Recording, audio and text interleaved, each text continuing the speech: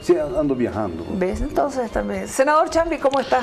Muy buenas noches, Jimena, un gusto siempre, por mucho tiempo. Ahí van lo propio, muy buenas noches. Senador, un gusto estar en este panel. El presidente Evo ha dicho que esta es la responsabilidad de no permitir una guerra en todo lo que está ocurriendo en este momento en Venezuela. Es lo último que se conoce, además de algunos otros detalles que vamos a ir hablando, como que ya fue entregado el primer cargamento de ayuda humanitaria.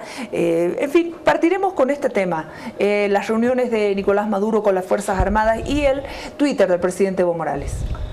Yo creo que lo que está ocurriendo en Venezuela es tremendamente trágico. ¿Cómo puedes hacer de un país tan rico, un país que se comparaba con Miami, con Estados Unidos, donde el nivel de pobreza, había pobreza, pero no era exagerado, hoy peleándose por migajas de comida, hoy organizando caravanas de solidaridad? Un país que nada en petróleo, ¿cómo lo puedes hacer quebrar? Y no es culpa del imperialismo.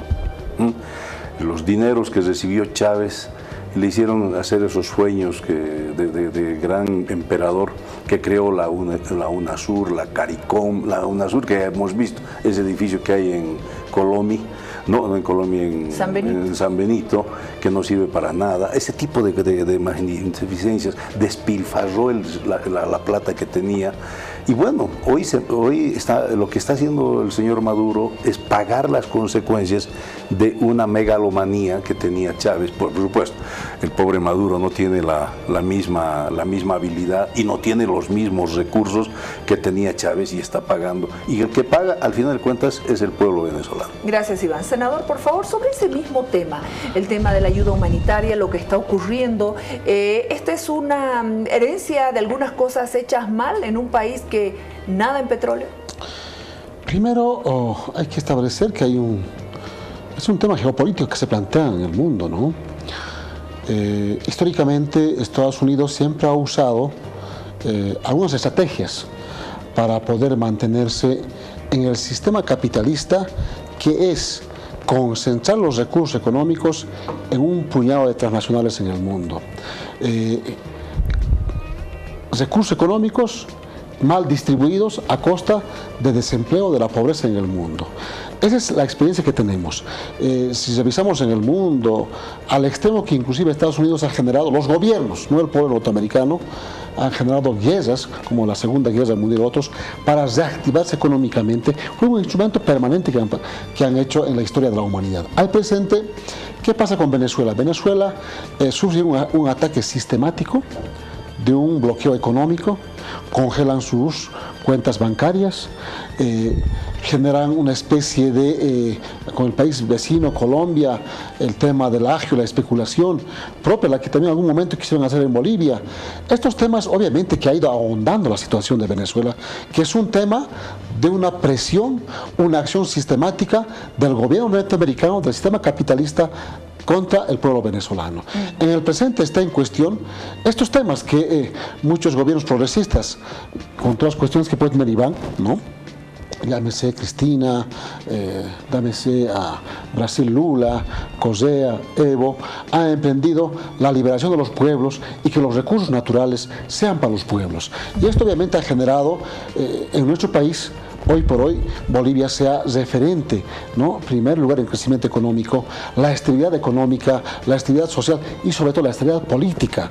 Y nuestras diferencias estamos resolviendo en las urnas. ¿Ve? Yo saludo algunas diferencias que probablemente Iván hoy va a vertir, pero es el debate que tenemos, porque el discrepar es parte de este escenario democrático, pero el pueblo es la que finalmente va a definir, razonando, evaluándolo, y obviamente va a seguir constituyendo en nuestro país un gobierno democrático. En este momento, para terminar, Jimena, ¿sí? No estamos estamos contra todo intervencionismo, contra toda violencia.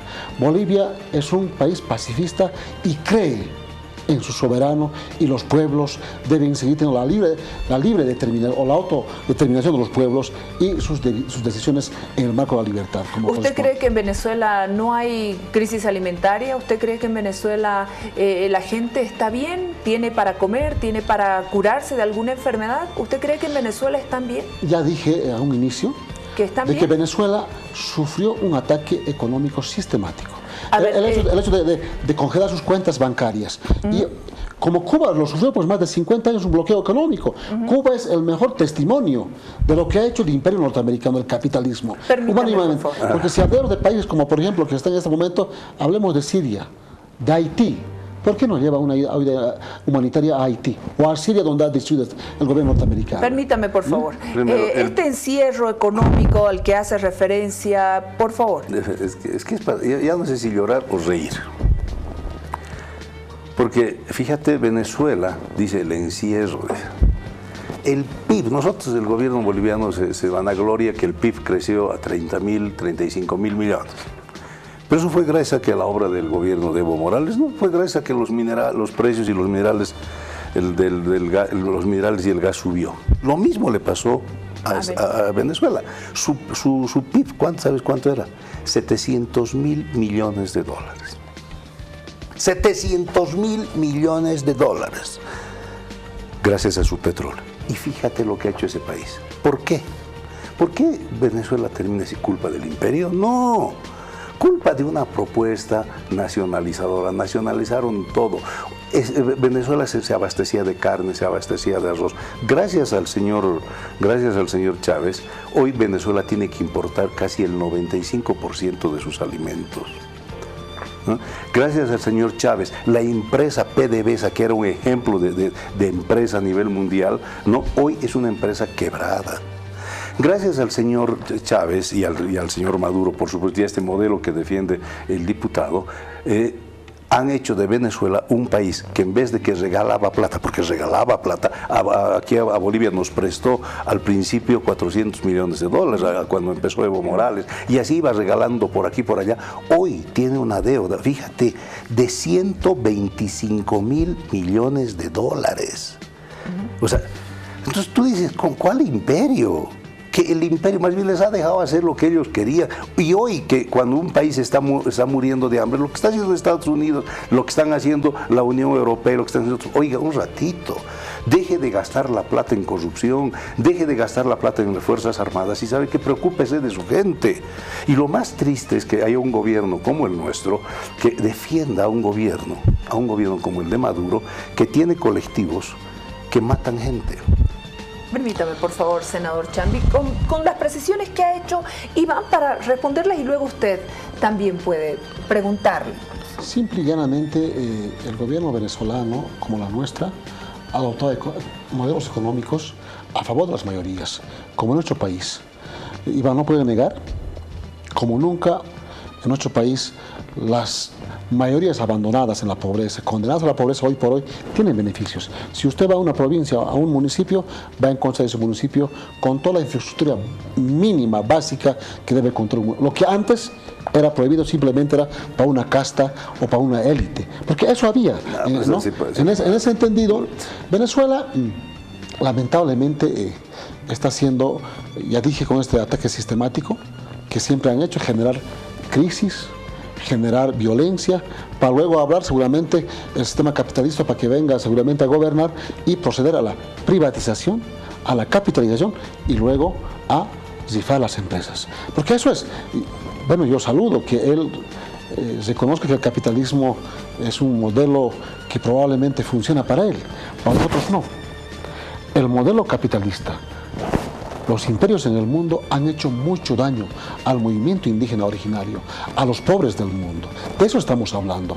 Lo que ha hecho el presidente Evo, lo que ha hecho Chávez en su momento, es que aquel petróleo que antes servía para un puñado de transnacionales, hoy por hoy, los barrios, la gente humilde de Venezuela está siendo atendida como en nuestro país. Probablemente con este tema de lo que dije, el ataque sistemático, Venezuela obviamente está pasando unos momentos no tan buenos, eso hay que reconocer. No podemos decir que está viviendo un estado totalmente estable económicamente, políticamente, pero es un tema generado por el sistema capitalista, por el gobierno de Trump, como sabe todo el mundo. Ay, mi Dios. A ver, yo me había preguntado y he escrito una columna, ¿por qué no cae Maduro?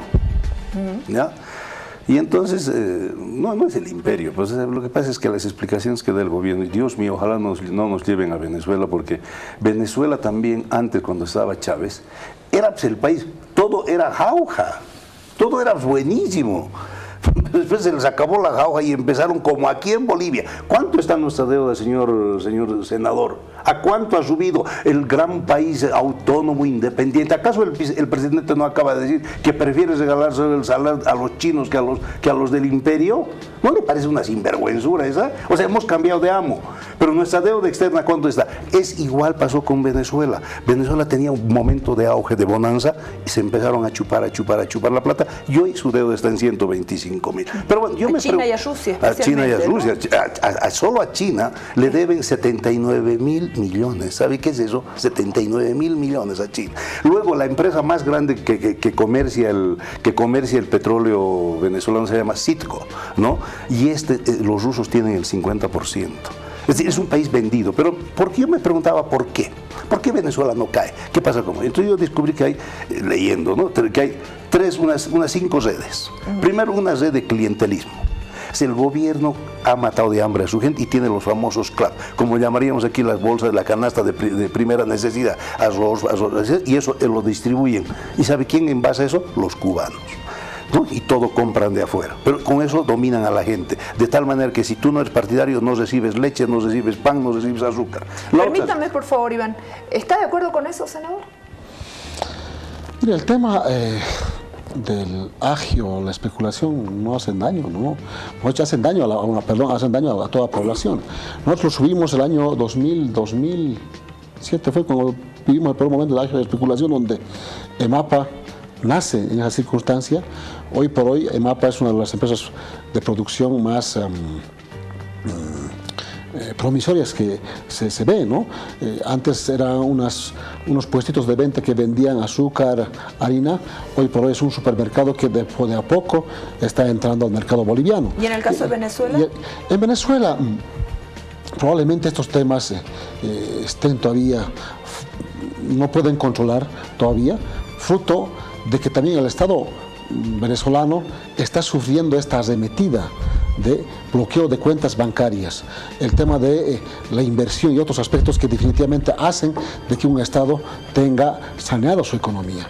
Nuestro país felizmente tiene una economía plural que ha rendido con buena expectativa y estamos bien.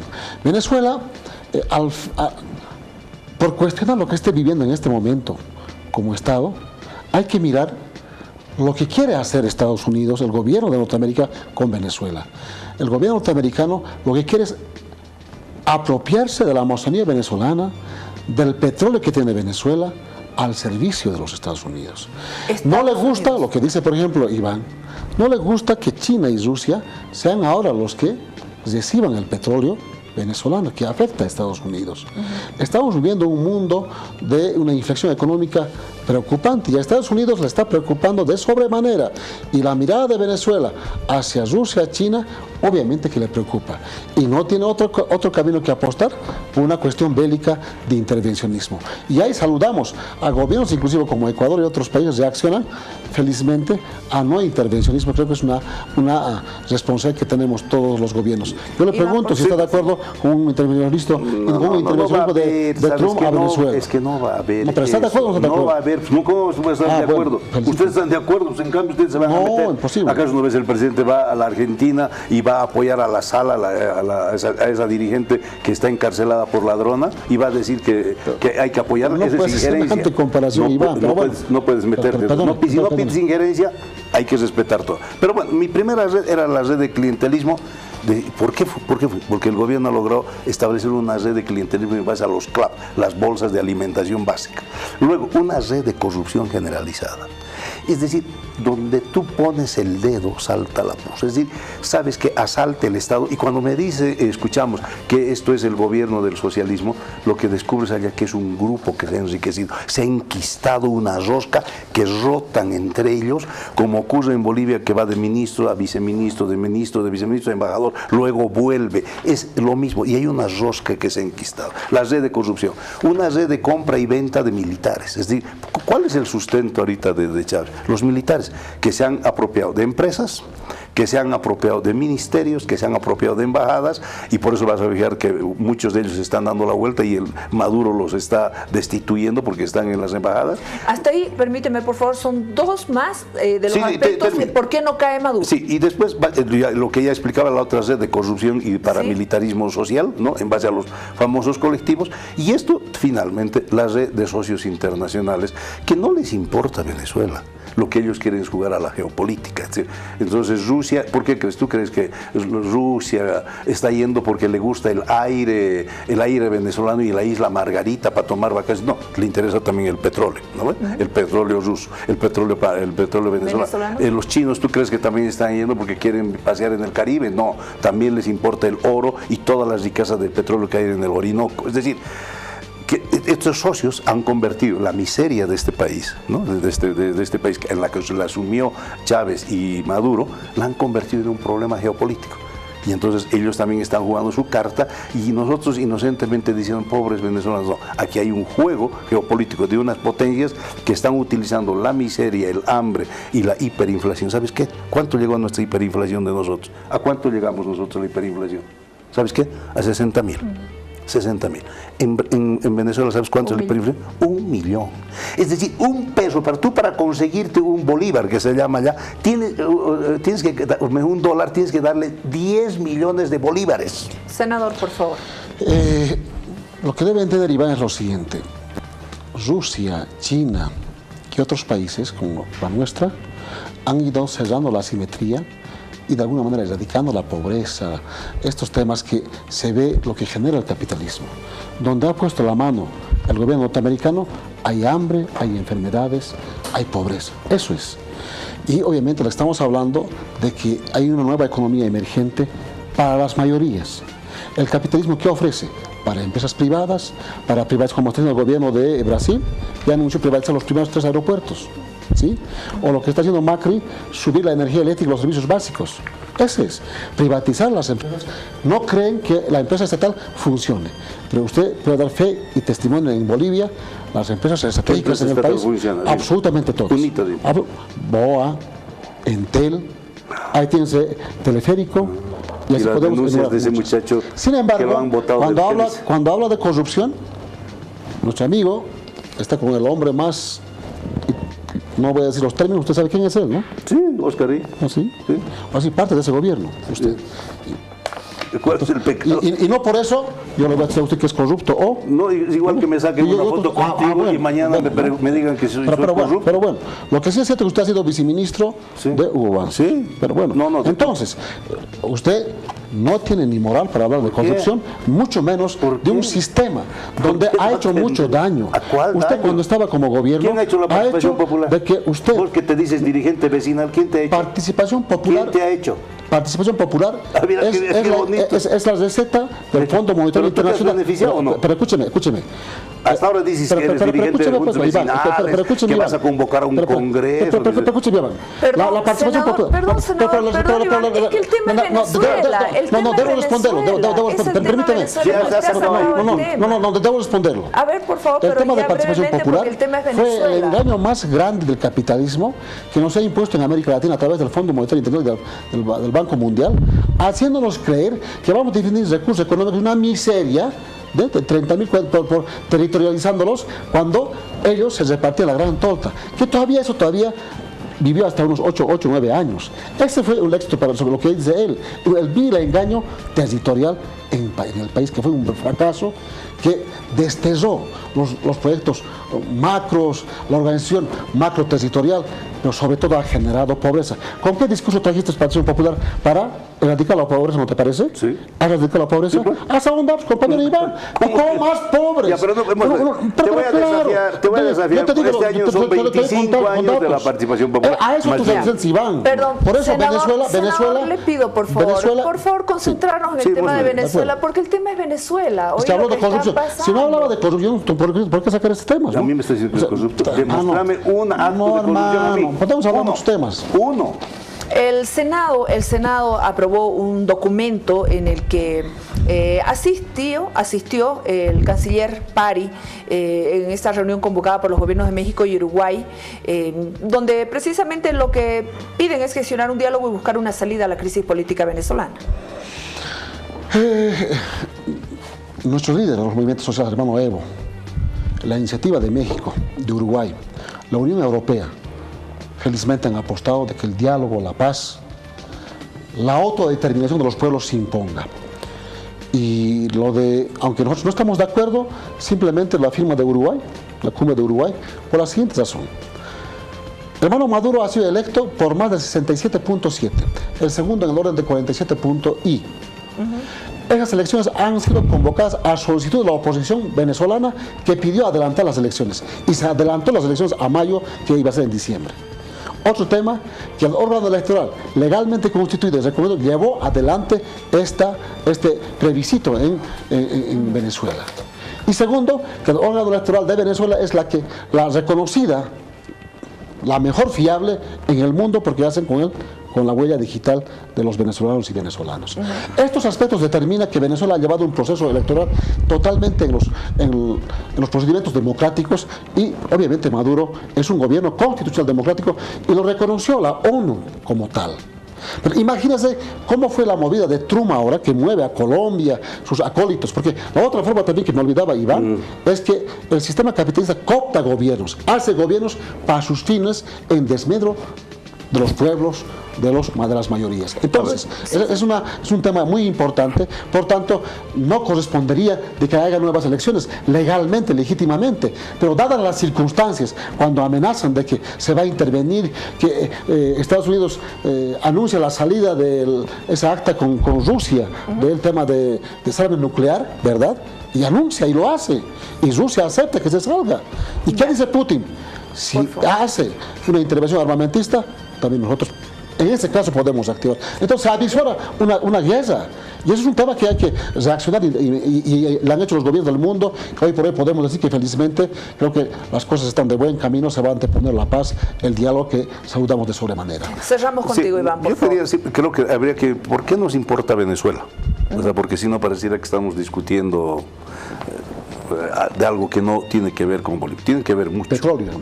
No, con Bolivia estoy diciendo. ¿Por qué? ¿Por qué nos interesa a los bolivianos?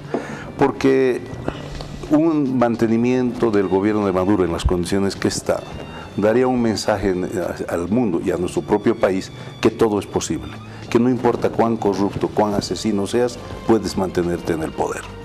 Si cae Maduro, el país va a entender, y Bolivia y el mundo va a entender, que puede ser abusivo, asesino, pero nunca serás impune. Entonces, por eso es muy importante lo que está ocurriendo, y por eso ojalá más bien las fuerzas democráticas se impongan. Y no es vía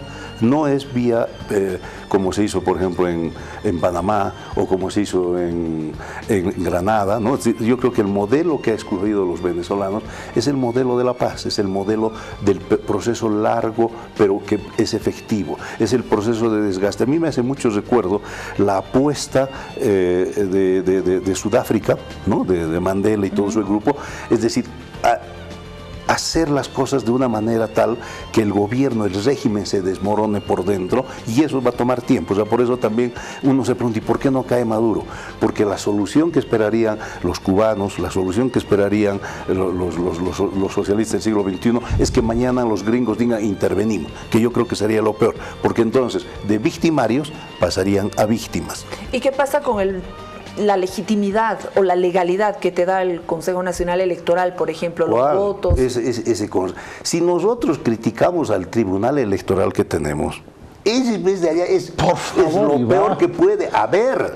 O sea, discúlpame, esas elecciones esa elección que han hecho en mayo ha sido desconocida por todos, porque la oposición no participó, y dicen 6 millones de votos que han hecho, pero forzados, manipulados, porque iban a una elección normal, como fueron el año, con reglas todavía a favor del propio gobierno. Perdieron la asamblea. Sabiendo eso, hicieron una elección anticipada porque controlaron el órgano electoral. Es decir, si nosotros protestamos contra nuestro órgano electoral aquí, allá es una caricatura. El señor Maduro estornuda y cambian los resultados. Cuidado, no vengas a decir, vas a basarte en ese órgano electoral que no tiene ninguna legitimidad. Por eso se pide elecciones, primero, la triada venezolana. Elecciones inmediatas, pero con un tribunal electoral confiable y con veedores Guaidó internacionales. pide intervencionismo, Iván. No, sé justo, habla con la verdad. ¿Dónde ha dicho? Vamos a pedir la intervención, dijo Guaidó, está. Nuestro camino es largo, nuestro camino es largo. El tema de fondo es evitar la privatización, la capitalización y el tema de la enajenación de las empresas en Venezuela y sobre todo la defensa de los recursos naturales. Ya está igual que nuestro salar de Uyuni, ya está en manos de los chinos. Muchísimas gracias a ambos. Chinos son nuestros obreros, nosotros somos los patrones, jefe. ¿Para qué entiendes? Los chinos son los obreros, nosotros somos los patrones. En Bolivia. Así de simple. Así de simple. O sea, los chinos son nuestros obreros. En Bolivia, sí. Has visto el maltrato que dan a nuestros obreros, ¿no? Muchas gracias, senador. Gracias, Iván. Muy amables. Gracias por este diálogo. Vámonos a la pausa, por favor. Enseguida regresamos. Pablo Solón ya está con nosotros. Aguárdenos unos segundos. En instantes vuelve la programación.